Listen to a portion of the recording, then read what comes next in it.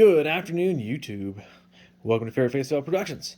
So, today we are looking at a battery-powered air pump for motorcycles. So, Meeker Extreme and I, we started a little store called A&M Moto Toys, and we're testing out some products to start selling out there. We've got a few things that we're going to be putting up there, but one of the first things I brought up was this because I think these are super cool. Now, for cars, these battery-powered pumps are not the best thing in the world.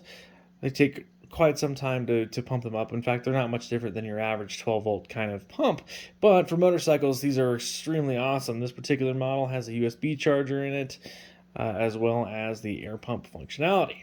So I'm pretty excited to try this out, and we'll throw some links up in there. I'm going to have these for sale on our page, so feel free to check that out. And my lovely assistant, Taylor here, is going to help me unbox this, and you guys can check out and see what's in the box.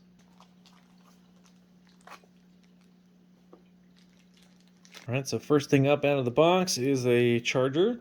So it's a USB type mini with a ball pump, beach ball pump, a few different little adapters in there.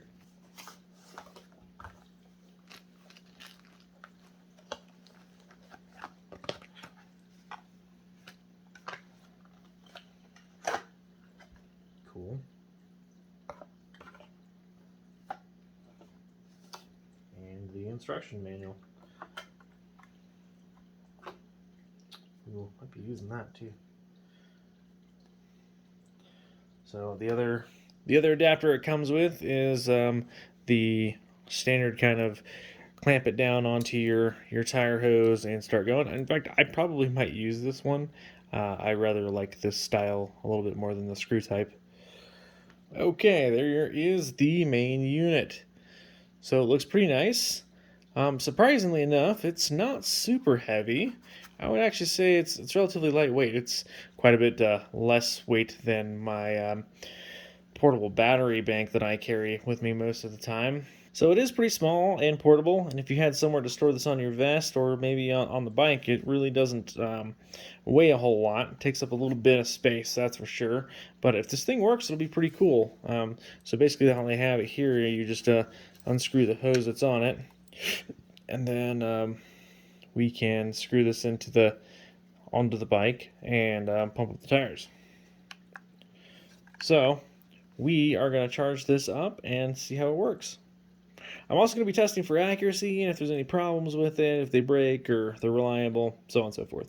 Alright, now so I wanted to show that the directions are in English, and they actually read pretty well.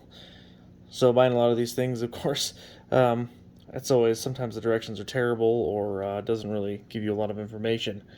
So I would say that the directions are pretty detailed and written decent.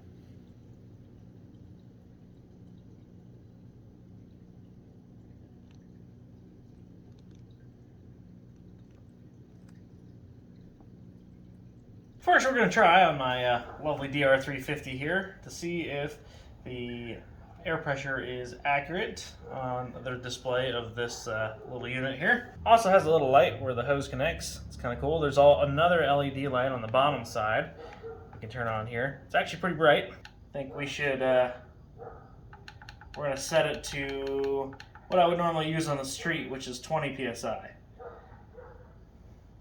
Then I press the center button.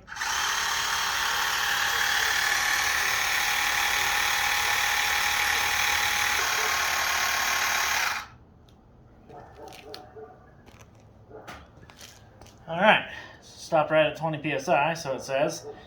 So that took a few minutes, or a couple of minutes, to get from 12 psi up to 20. And we'll check how accurate it is with this, which turns out to be my most accurate tire gauge. So it actually went to about, what was that, 21, 22, 23 psi. It was about 24 when I first tested, so tried it a few more times.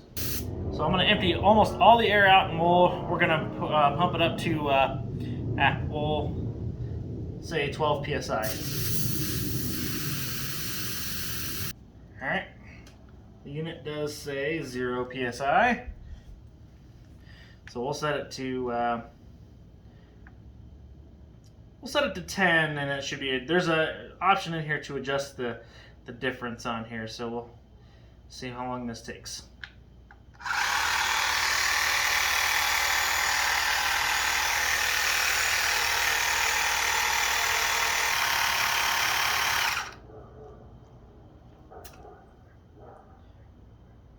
12 psi. So from 0 to 12 psi, it took about 3 minutes.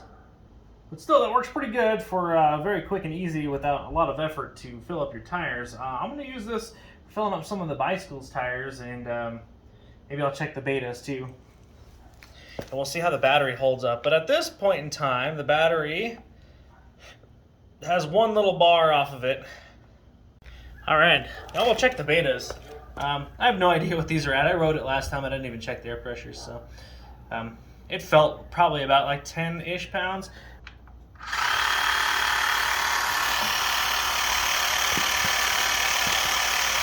This may seem strange, but it seems like it's going quite a bit faster than when I first started. I don't know if like there was some lubricant that had to get going in there, or maybe, yeah, that was much faster than my other one from 6 to 10 psi, which is actually more like 12. I'll go through the procedure on adjusting its pressure reading in here, but that was only about a minute, not even a minute. Yep, 12 psi. So it's showing 8 psi, so not a whole lot different. Throw it down to 10 pounds. Let it go.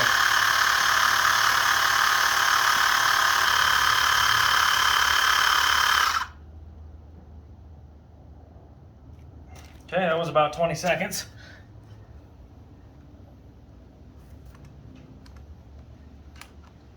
All right. Check that with we might do a rear tire in the beta since I already got it pulled out. We'll deflate it all the way down and pump it back all the way up to 12 pounds. But consistent, another 12-pound reading. So now, let's go ahead and all the way kill it. There she goes.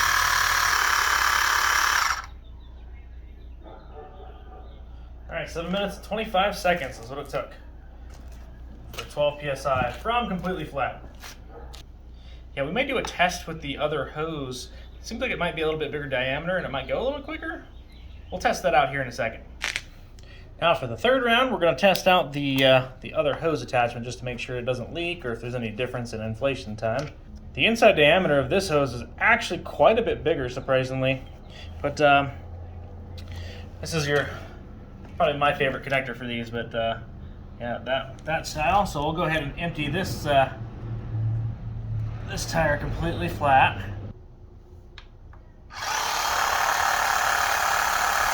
There's the 40.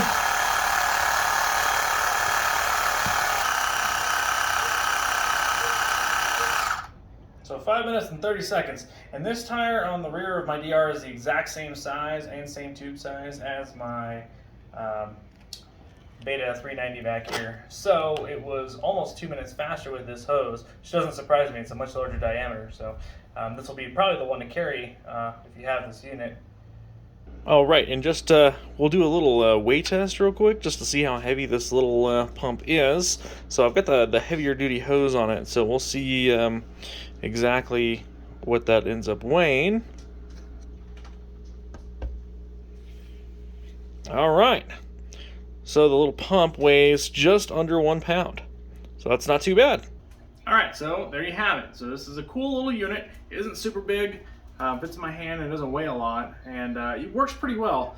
I've used it with multiple bikes now. I think I've deflated and inflated all of the tires multiple times on the battery. Still is not even halfway there.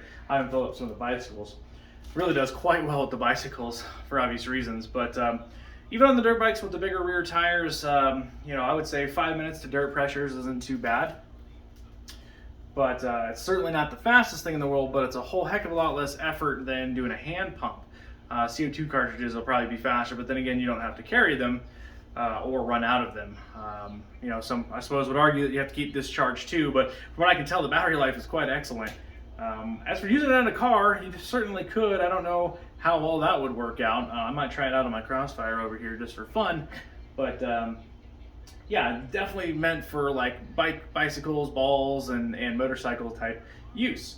The light on it is super useful. The power bank is capable of charging at 10 watts, so that's not too bad.